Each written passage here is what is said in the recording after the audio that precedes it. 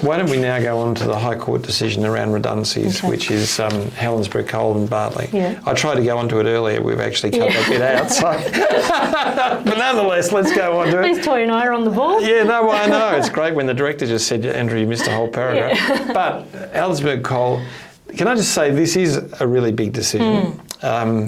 We had a couple of very big decisions a couple of years ago that talked about the obligation when you're thinking of making someone redundant to look outside of the location where you are in your business, and if there are other opportunities elsewhere, to look at where roles could be, and that included in wholly owned subsidiaries. Yep. So already the umbrella was spreading pretty wide, wasn't it?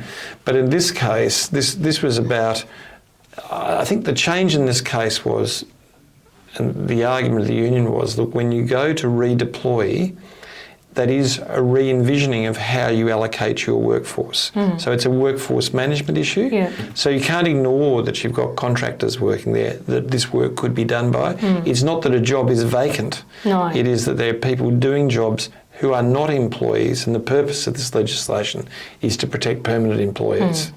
Yep. And so maybe talk just a little bit about what the facts are as you understand. Yeah, so 22 employees in a mine were made redundant. They all brought general unfair dismissal claims 5 years ago, mind you. That claim was defended on the basis of genuine redundancy. And so it's taken 5 years to get to the High Court. But what the High Court said is that it did a really great analysis of Section 389 of the Fair Work Act and said the Fair Work Commission is able to inquire whether an employer could have made changes to its enterprise so as to create or make available positions for a person who would have otherwise have been made redundant. And as you said, redeployment isn't just about looking at a vacant position, and it can require an employer to think about making changes to the way the work is carried out to see if. And I think, can I just say this is pretty important, because this isn't just labour hire type of employees. No. This is contractors doing work, and a contractor might be a large contractor who places people to do specific jobs. But if the person's capable of doing it, even with some education to do it, then they're open to redeployment. So we'll see a whole lot of cases run after this. Yeah. So we'll see what it actually does mean, I think, over the next 6 months. But what a fascinating case. Why don't we go on to the case study? Okay. All right, here we go. Eve worked in the retail sales division of financial services company Oswealth. Her role was digital and phone-based, assisting customers and potential customers with investment inquiries. At 27 years old, Eve was part of a team of 27 employees. Each worked in front of 3 screens, taking calls while wearing headsets. The environment was high pressure, fast-paced, and no one worked from home due to infrastructure constraints, risk considerations, and the need for collaboration on larger transactions. The head of retail was Oscar Laments, a 43-year-old former AFL player who had been divorced twice.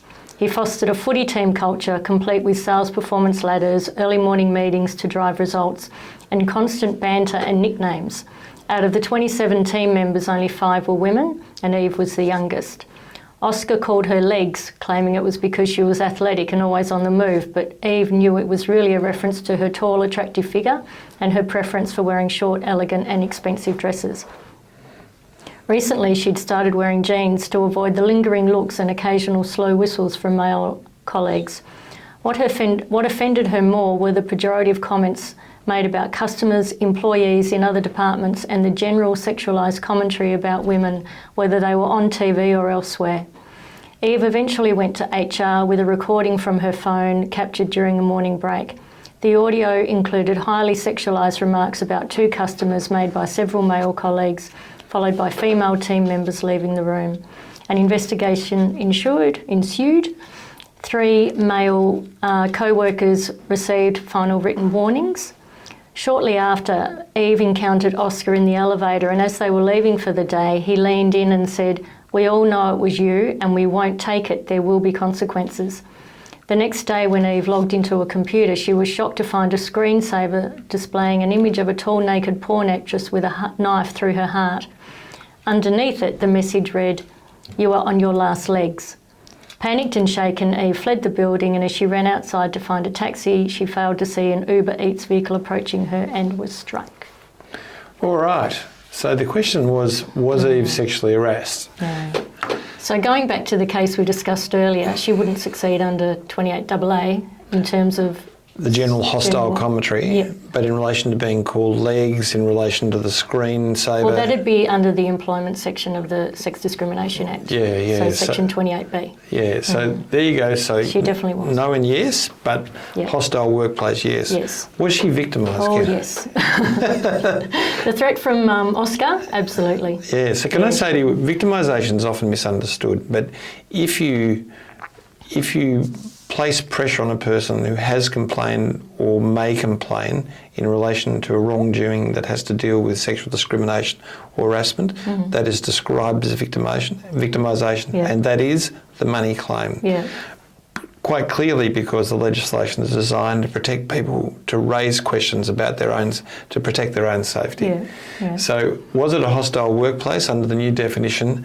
Absolutely. And Kim and I have explained this before, but we'll start seeing cases of sexual harassment pleaded, but one of the major so that's brought in a claim, but one of the major things before the actual claim part, you did this to me, will be a pleading of a hostile workplace. That is, comments which are not directed to you, which are sexualised, demeaning, hurtful and harmful, to show that the workplace is an unsafe workplace, to maximise the claim of the individual. And unfortunately, when we do investigate sexual harassment, what we too often find is there is a hostile workplace. There is a level of sentiment that's out there where people behave in a manner which you just shouldn't do. And it's condoned or avoided by senior management who go, look, it's sort of what happens in that area, in the sales area. They're a bit like that, but it's harming people as they go. If she was harassed, victimised and successfully argued a hostile workplace, what damage is even why? Turns a little bit on the level of psychological damage that's done. Yeah. And let's ignore the incident of being hit for the moment. Okay. But on what I've described there, she'd certainly have general damages well over 60,000, I'd say in the 80 or 90,000 category. Yeah. Depending on her capacity to return to work, she may have special damages that relate to her loss of capacity to work and medical and associated costs. If we assume it was going to take her about a year to find new employment, she was on $90,000. Her probable total claim is around about $200,000. So And she'd get aggravated damages and damages for victimisation as well. Yeah, she would top. So it's a big claim for what is a relatively small role. Does that make sense? You might end up around about $300,000 and you're thinking, I didn't think we were going to land there. Well, you would. Yeah. Would you have a viable workers' compensation claim for psychological hazards? Without a doubt. Good, everyone's tick. It's easy. In any jurisdiction, including New South Wales pretend jurisdiction that's coming, I think, on that basis. Was there a safety breach and by whom and what was the breach? So clearly a breach of duty. Yep. Clearly a breach of the officer's duty that sits within this, and unquestionably reckless endangerment because they were on notice the level of risk that was being posed. Yep. They'd been told, there'd been a complaint that had been made, people had been warned, and then they went and proceeded to victimise. So at that stage, Oscar's in deep trouble. Yep. He's certainly in the fine territory and potentially a jail period, depending on the nature of the injury that occurred afterwards, because with reckless endangerment, it is the nature of the harm that's done. So psychological harm, the issue is whether a harm outside of a building falls within reckless endangerment, and maybe it doesn't. But it bleeds into the next question. If she was killed, the fact that the death arose outside of the workplace and was substantially caused by the psychological hazard could make it industrial manslaughter. So an interesting problem as we shuffle through where's safety law. But once again, I guess every week we do this, don't we? We try to show that the law is not unidimensional. It's not in silos. Employment law does sit next to workers' compensation, does sit next to discrimination, does sit next to safety law. We won't even talk about the video recording because that depends on which jurisdiction you're in. But nonetheless, what I guess we try to get across is there are quite simple answers through all this, but the law part of it can be relatively complex and you need to be mindful of it. I'm going to go back to putting my makeup on my 3-legged table. Trying to put the lipstick on like that. What are you going to do? We'll see you next week. Thumbs up. Thanks very much. Bye-bye.